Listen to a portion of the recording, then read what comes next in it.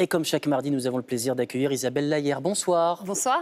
La musique pour commencer avec le nouvel album de Zaz. Oui, retour de la plus internationale de nos chanteuses françaises, en tout cas de la nouvelle génération.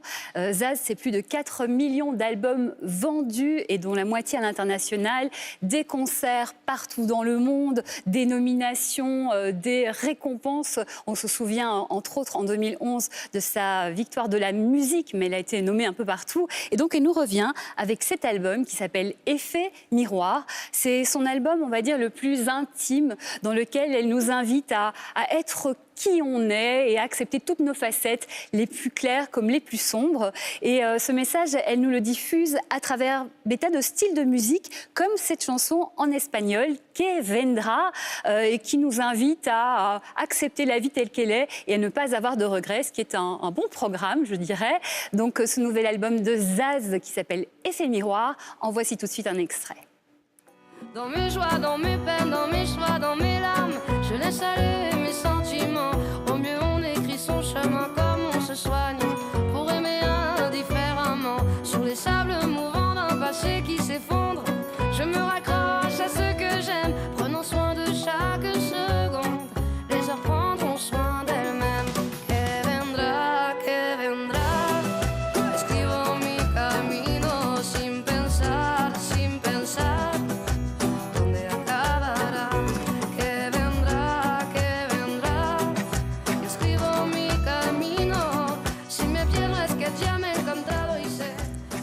De la musique au théâtre. On parle de cette pièce sur Alexandre Dumas.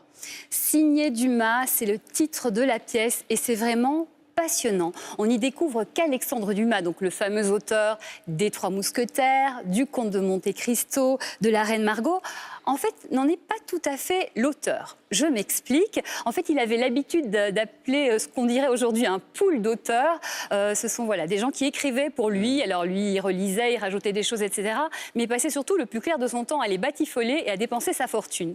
Et donc la pièce s'attache à un de ces auteurs qui s'appelle Auguste Maquet. Et on retrouve les deux hommes qui sont en plein différent avec une question essentielle qui émerge.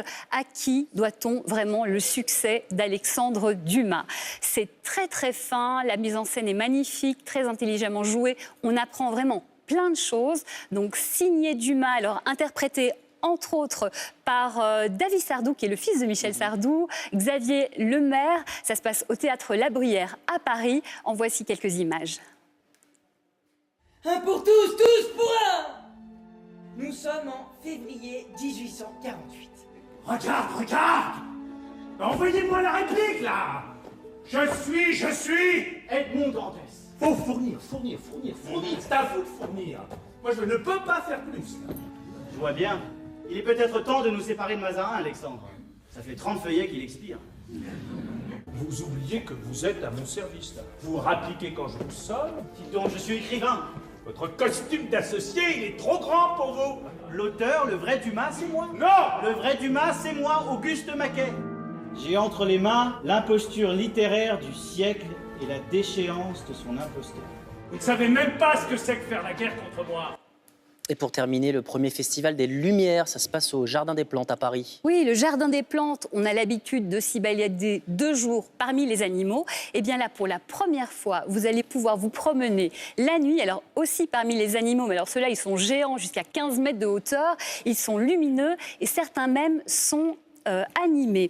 Donc ce festival s'appelle Espèces en voie d'illumination. Alors c'est vraiment magique et puis c'est aussi une façon de ramener l'écologie en avant et de rappeler que la biodiversité c'est vraiment très important. Donc on commence la balade parmi les animaux qui ont disparu comme certains dinosaures. Ensuite on arrive vers les animaux qui ont disparu à cause de l'homme, comme le loup de Tasmanie. Et puis vers ces fameux animaux qu'on considère aujourd'hui comme vulnérables, le lion, l'éléphant, la girafe malheureusement. Et puis voilà, des tas d'autres animaux. Vous allez aussi voir des végétaux. C'est un peu la féerie de Noël avant l'heure. Les petits comme les grands vont s'y retrouver. Moi, franchement, j'ai adoré. Ça s'appelle donc Espèces en voie d'illumination. Et c'est au Jardin des Plantes à Paris. Une belle manière de concilier art et écologie. Exactement. Merci Isabelle. Merci.